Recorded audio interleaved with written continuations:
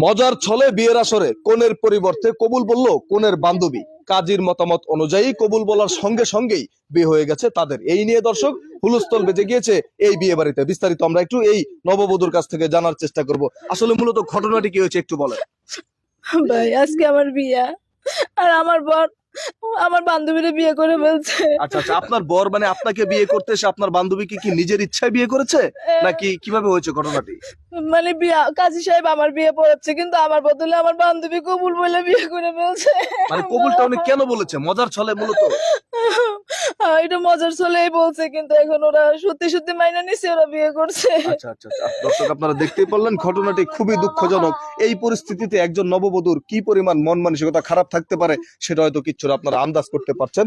আমরা একটু ওনার কাছ থেকে জানার চেষ্টা করবো আসলে এই যে আপনার বান্ধবীর বিয়েতে আপনি তার আগেই কবুল বলে বিয়ে করে নিলেন এই নতুন জামাইকে, মূলত কারণ কি?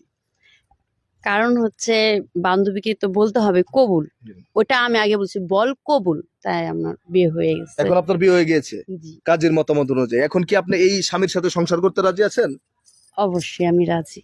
দর্শক তার ঘোমটা দেওয়ার বিষয়টা দেখে আমার কেন জানি মনে হচ্ছে যে এটা এক ধরনের তার সাজানো প্ল্যানিং বলে আমার মনে হচ্ছে। আমরা একটু কাজী সাহেবের কাছ থেকে জানার চেষ্টা করবো আসলে এই যে মূলত ঘটনাটি কি হয়েছে একটু বিস্তারিত বলেন আপনি।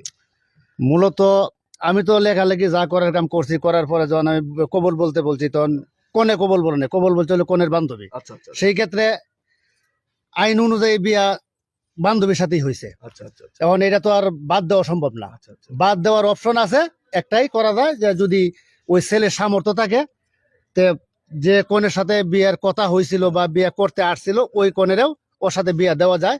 ওরা যদি দুই পক্ষ এরকম একটা সম্মতি থাকে, মানে দুই বউ নিয়ে যদি উনি সংসার করতে চান, করতে চায় বা তাহলে- দুই ছেলের পক্ষ মেয়ের পক্ষ দুইজনে যদি সম্মতি থাকে, সেই ক্ষেত্রে এটা করা সম্ভব। দর্শক আপনারা দেখতেই পারলেন কাজীর মতামত অনুযায়ী কবুল যেহেতু ইনি বলে ফেলছে তার মানে ওনার সাথে এই বরের বিয়ে হয়ে গেছে, এমনটাই কিন্তু আমরা জানতে পারলাম। আমরা একটু এই বরের কাছ থেকে জানার চেষ্টা করবো। আপনি একটু রুমালটা নামান। আসলে এই যে আপনার সাথে যে ঘটনাটি ঘটলো, আপনি তো বিয়ে করতে আসছেন অন্যজনকে, এখন বিয়ে হয়ে গেছে তার বান্ধবীর সাথে ভুলবশতে, এখন কি আপনি তাকে নিয়ে সংসার করবেন? ভাই যেহেতু জন্ম মৃত্যু বিয়ে উপর থেকে লেখা থাকে, আচ্ছা। তার সঙ্গে আমার বিয়েটা লেখা ছিল। আমি বিয়েতে খুশি এবং আমি তারে নিয়ে সংসার করতে চাই। আচ্ছা আচ্ছা, এই যে আপনি একজনকে বিয়ে করতে এসে অন্য তারই বান্ধবীকে আপনি বিয়ে করে ফেললেন ভুলবশতে, এখন তাকে নিয়ে সংসার করতে চাচ্ছেন, আপনার অনুভূতি কি?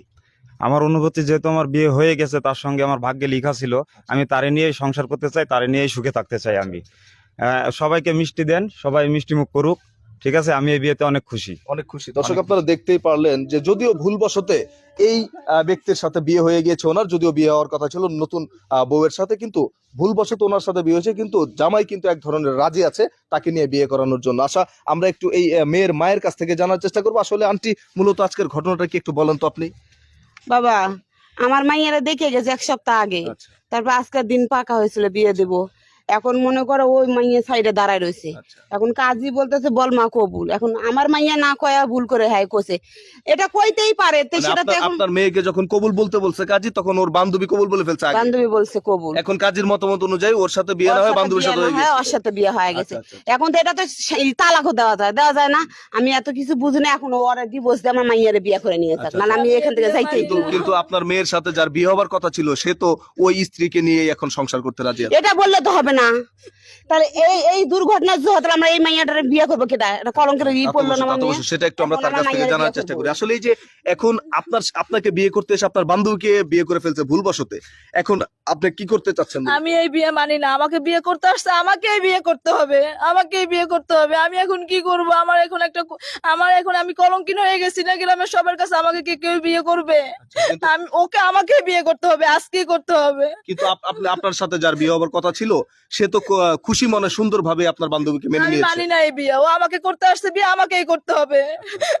দর্শক আপনারা দেখতেই পারলেন আজকের ঘটনাটি খুবই আশ্চর্যজনক একটি ঘটনা। দেখেন এই ভদ্র মহিলাকে বিয়ে করতে আসছিল ওই যে দুলাল, উনি যখন কবুল বলেছে, মেয়ের কবুল বলার পরিবর্তে মেয়ের বান্ধবী দুষ্টমির ছলে কবুল বলে দিয়েছে।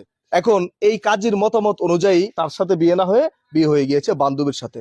জামাই আবার যেটা বলছে যে আমার ভাগ্যে হয়তো বা লেখা ছিল এমনটা, তাই বলে এমনটা হয়েছে, আমি তাকে নিয়ে সুখে শান্তিতে সংসার করতে চাই, কিন্তু মানতে নারাজ এই ভদ্র মহিলা। তো এইরকম কিছু কিছু ঘটনা আমাদের সমাজে ঘটে থাকে। বিয়ে বাড়ির অনুষ্ঠানে বিশেষ করে মেয়ের বান্ধবীরা অতিরিক্ত দুষ্টামির ছলে অতিরিক্ত কিছু করে ফেলে। আসলে একটি কথা আছে যে অতিরিক্ত কোনো কিছুই ভালো না। এরকম ঘটনাগুলো থেকে আপনারা সবাই বিরত থাকবেন, তা নইলে এরকম ঘটনা আপনাদের সাথেও ঘটতে পারে। ধন্যবাদ।